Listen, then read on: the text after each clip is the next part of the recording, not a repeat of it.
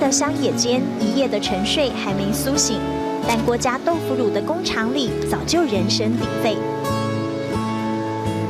员工忙着将豆腐填充到罐子里，这可是发酵豆腐乳的重要步骤。哦，你做到也较不会使了哈。一旁戴着老花眼镜、紧盯流程的妇人，就是一手催生育婴豆腐乳的创始人郭江育婴。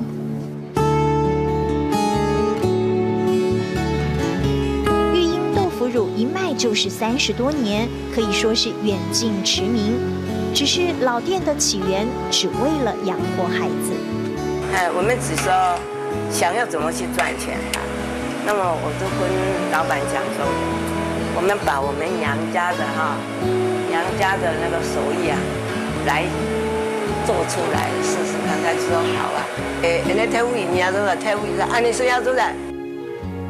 开始做吧，就如同他每天早上起床第一件事是做早餐给孩子们吃一样，一切很自然，也就任劳任怨。哦，这人头他搞的是做船哦。客家人早餐很简单，酱菜、酱瓜、豆腐乳，不是很丰盛，却有着客家质朴精神，而这也是郭江育婴成功的钥匙。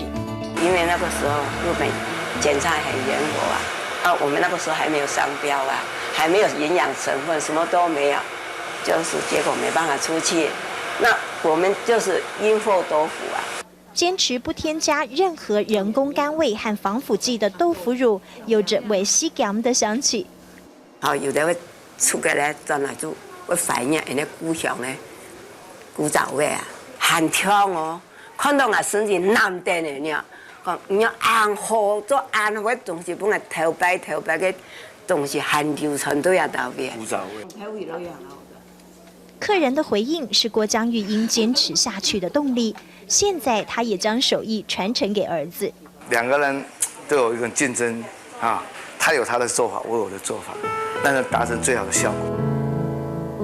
兒子的創意發想和郭江育嬰對品質的堅持，兩人擦出的火花，把祖傳味道飄香千里。養家艱辛不掉淚，創業困難不說苦。